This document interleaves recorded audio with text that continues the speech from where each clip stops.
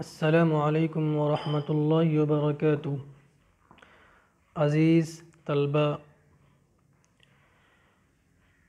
اس سے پہلے محاضرے میں فصاحت و بلاغت کی ضرورت پہ باتیں ہو رہی تھیں۔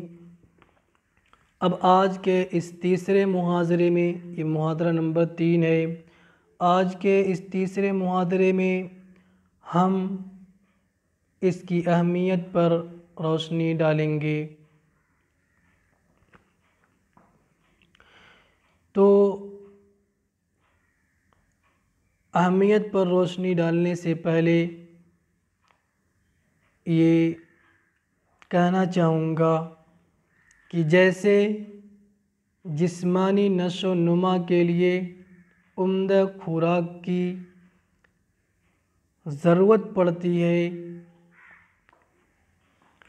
جیسے انسان کے اعضاء کا باہم ایک دوسرے سے ربط و تعلق فطرتاً قائم رہتا ہے، ایسے ہی اس علم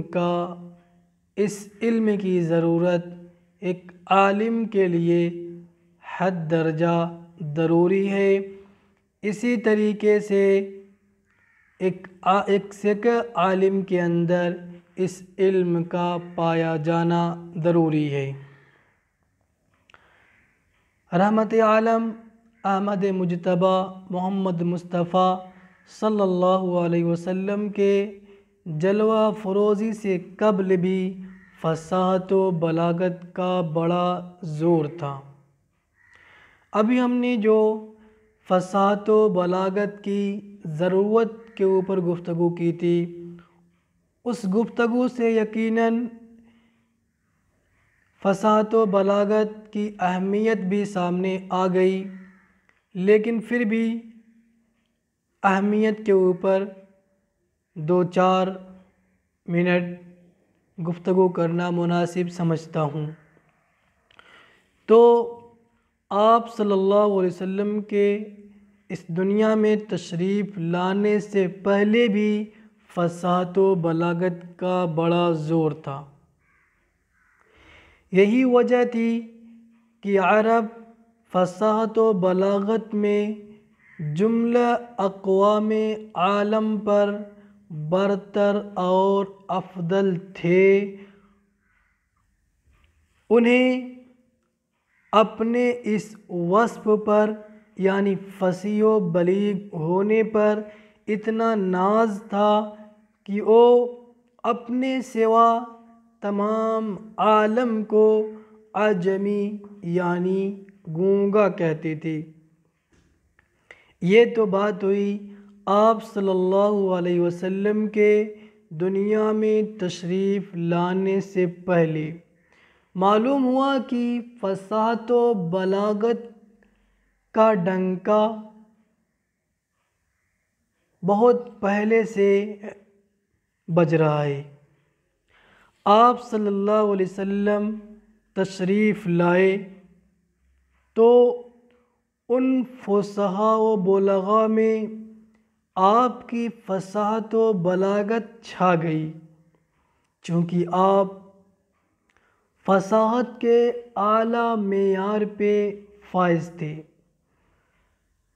آپ کے کلام سے زیادہ یعنی کلام اللہ کے بعد آپ کے کلام سے زیادہ کوئی کلام فصیح نہیں ہو سکتا ہے، آپ کی ذات سے زیادہ کوئی فصیح ذات نہیں ہو سکتی ہے۔ آپ کی فصاحت و بلاغت کا کوئی انکار نہیں کر سکتا ہے۔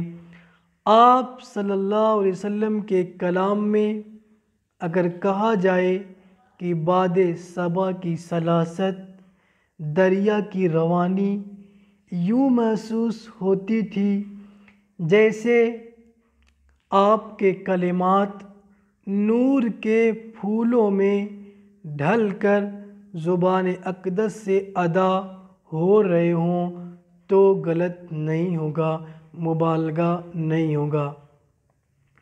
جو بات زبان اقدس سے نکلتی وہ ہر عیب و نقص سے پاک ہوتی، اس میں تکلف کا شائبہ تک نہ ہوتا۔ آج کے جو فصیح و بلیغ ہوتے ہیں یا اپنے آپ کو سمجھتے ہیں تو اس میں ان کے کلام میں بڑا تکلف ہوتا ہے، انہیں یہ معلوم نہیں کہ فصاحت و بلاغت کے لیے تکلف سے خالی ہونا بھی ضروری ہے۔ خیر، اللہ تعالیٰ نے اپنے حبیب کو جوامع الکلم سے نوازا۔ یعنی جوامع الکلم کا کیا مطلب؟ جوامع الکلم کا مطلب یہ ہے کہ الفاظ قلیل لیکن لطائف و معانی کا ایک سمندر، یہی تعبیر ہم کر سکتے ہیں، یا یوں کہیے کہ کھانا تھوڑا اور پیٹ اور شکم سیر انسان اتنے کھانے سے ہو گیا۔ اب اس علم کی اہمیت کے لیے اتنا کافی ہے کہ آپ صلی اللہ علیہ وسلم کو اور تمام انبیاء کرام کو اللہ تبارک و تعالی نے فصیح و بلیغ بنا کر بھیجا ہے، اور ان کے اوپر جو کلام نازل فرمایا ہے وہ کلام بھی فصیح و بلیغ کے اعلیٰ معیار پہ ہے، لہٰذا اس کی اہمیت کے لیے اتنا ہی کافی ہے۔ اب امید ہے کہ آپ کے سامنے علم بلاغت یا فصاحت کی ضرورت و افادیت اور اس کی اہمیت سمجھ میں آ گئی ہوگی۔ اب آگے آتے ہیں، ہم نے اب تک فصاحت اور بلاغت کی اہمیت، اس کی ضرورت پر گفتگو کر رہے تھے، لیکن جس علم کی اہمیت اور ضرورت پہ آپ گفتگو کر رہے ہیں، ضروری ہے کہ اس علم کو جانا جائے، پہچانا جائے۔ تو اب ہم اس علم کی تعریف کریں گے۔ اگرچہ ماقبل کی تقریر سے تعریف خود بخود واضح ہو گئی ہوگی، آپ کے سمجھ میں آ گیا ہوگا کہ فصاحت کا کیا مطلب۔ اگرچہ آپ فصاحت و بلاغت کی لفظ کے اعتبار سے تعریف نہ کر سکیں، لیکن اس کا مفہوم آپ کے ذہن میں آ گیا ہوگا۔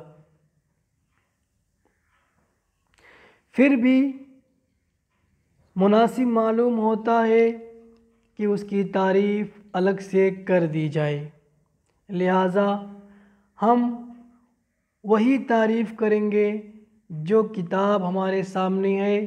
صاحب کتاب نے جو تعریف سہل انداز میں ہمارے سامنے کی ہے، وہی تعریف انشاءاللہ ہم آپ کے سامنے کریں گے، ورنہ تو فصاحت و بلاغت کی کوئی تعریف نہیں ہے۔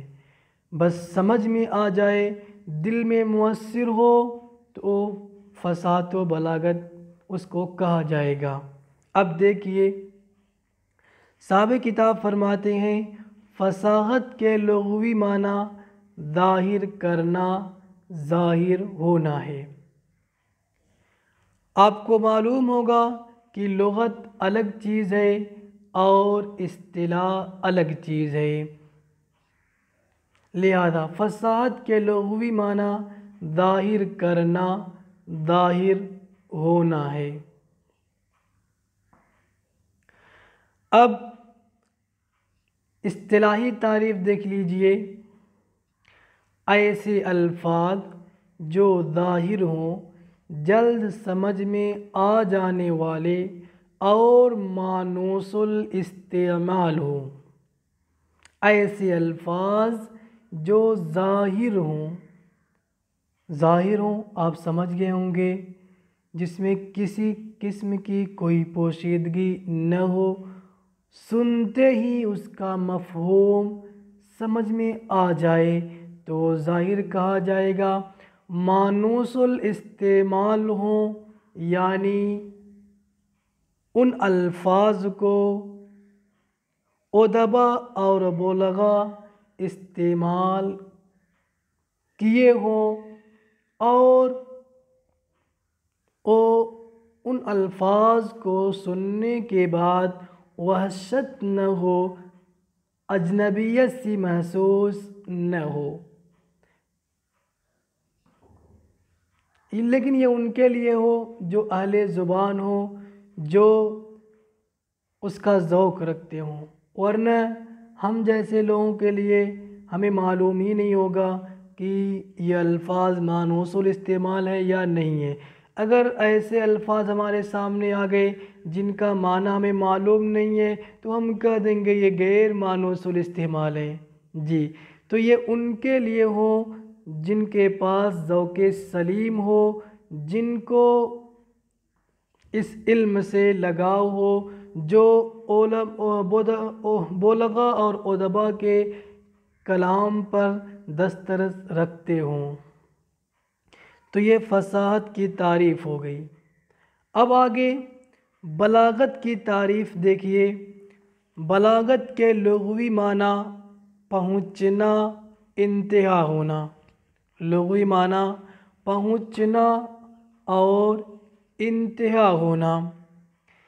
اصطلاحی تعریف کسی عظیم مفہوم کو ایسی فصیح عبارت سے ادا کرنا جو نفوس میں مؤثر اور احوال کے مطابق ہو۔ کسی عظیم مفہوم کو ایسی فصیح عبارت سے ادا کرنا۔ اب آپ نے فصاحت کی تعریف پڑھ لی ہے۔ فصیح عبارت سے ادا کرنا یعنی ایسی عبارت سے ادا کرنا جو عبارت اپنے مفہوم میں ظاہر ہو، جو عبارت جلد سمجھ میں آ جانے والی ہو، جو عبارت مانوس الاستعمال ہو۔ ایسی عبارت سے کسی مفہوم کو ادا کرنا۔ سمجھ میں آ گئی بات؟ اب یعنی عبارت ایسی ہو کہ جو ظاہر ہو، جلد سمجھ میں آ جانے والی ہو، مانوس الاستعمال ہو، اس کے ساتھ ساتھ اور کیا ہے، جو نفوس میں مؤثر ہو۔ معلوم ہوا، اگر آپ کی عبارت ظاہر ہے، جلد سمجھ میں آ جانے والی ہے، مانوس الاستعمال بھی ہے، لیکن نفوس میں مؤثر نہیں ہے، احوال کے مطابق نہیں ہے، تو وہ کلام اگرچہ فصیح ہوگا لیکن اس کلام کو ہم بلیغ نہیں کہیں گے۔ نفوس میں مؤثر ہو، احوال کے مطابق ہو۔ جی، مثلا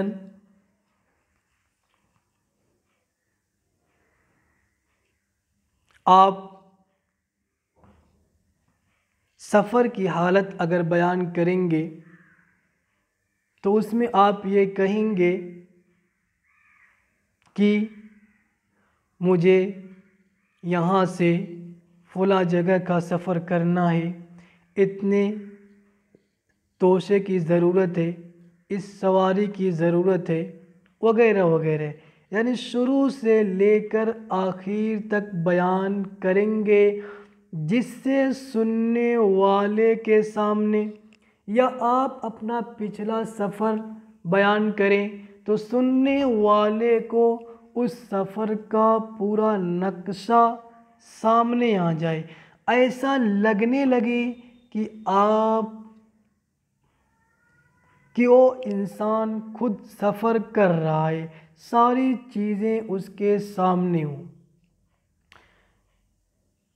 آپ جنگ کا واقعہ بیان کریں تو اس طریقے سے بیان کریں کہ سننے والے کو یہ لگنے لگے کہ وہ خود اس جنگ میں شریک تھا، وہ خود اس جنگ کو اپنی آنکھوں سے دیکھ رہا تھا۔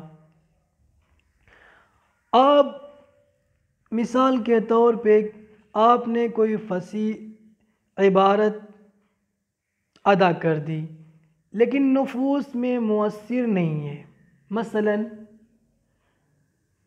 آپ نے سفر کے حالات کو بیان کیا، اس میں ایک بچہ بھی ساتھ تھا، بچہ رو رہا تھا، بچہ یعنی کسی چیز کی ضد کر رہا تھا۔ آپ نے اس کی ضد کو، اس کے کلام کو نقل کرتے ہوئے اپنی زبان میں، اپنے انداز میں اگر بیان کر دیا تو شاید یہ کلام اتنا مؤثر نہیں ہوگا جتنا کہ اگر آپ بچے کی ضد کو، بچے کے کلام کو بچوں کے انداز میں اگر آپ بیان کرتے تو شاید یہ زیادہ مؤثر ہوتا، لہذا اور زیادہ بلیغ ہوتا۔ اسی طریقے سے احوال کے مطابق ہو، آپ کسی اپنے یعنی کسی کے وہاں آپ ملازمت کرتے ہیں، اتفاق سے وہ جاہل ہے، اس کے پاس آپ نے چھٹی لینے کے لیے درخواست لکھا، السلام علیکم ورحمۃ اللہ وبرکاتہ، بعد تسلیم و آداب، بسط تکریم و تعظیم خدمت اقدس میں عرض ہے کہ اب وہ بیچارہ نہیں سمجھے گا، حالانکہ آپ نے جو عبارت ذکر کی ہے وہ فصیح ہے، کسی قسم کا اس میں نقص نہیں ہے، لیکن احوال کے مطابق نہیں ہے۔ وہاں پر حالات نے یہ تقاضا کیا کہ آپ اس آدمی کی صلاحیت کے مطابق گفتگو کریں، اس آدمی کی صلاحیت کے مطابق لکھیں، لیکن آپ نے اس کے مطابق نہیں لکھا، لہذا یہ کلام آپ کا فصیح نہیں ہوگا۔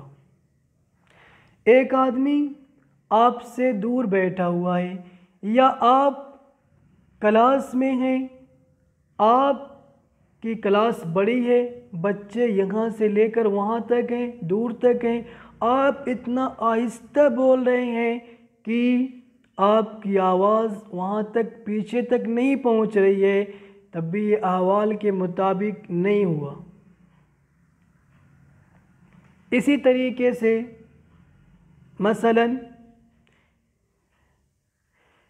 ایک منکر شخص ہے، منکر شخص کے سامنے تاکیدی کلام لانا چاہیے، آپ غیر تاکیدی کلام لا رہے ہیں تو یہ بھی احوال کے مطابق نہیں ہوا۔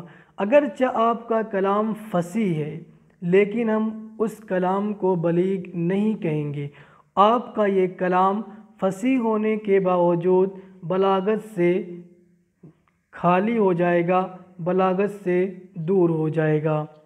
یہ تو تیسرا محاضرہ تقریباً ختم ہونے کو ہے، وقت پورا ہو رہا ہے، لہذا ہم اگلی گفتگو انشاءاللہ اس کے موضوع غرض و غایت وغیرہ کی چوتھے محاضرے میں کریں گے۔ السلام علیکم ورحمۃ اللہ.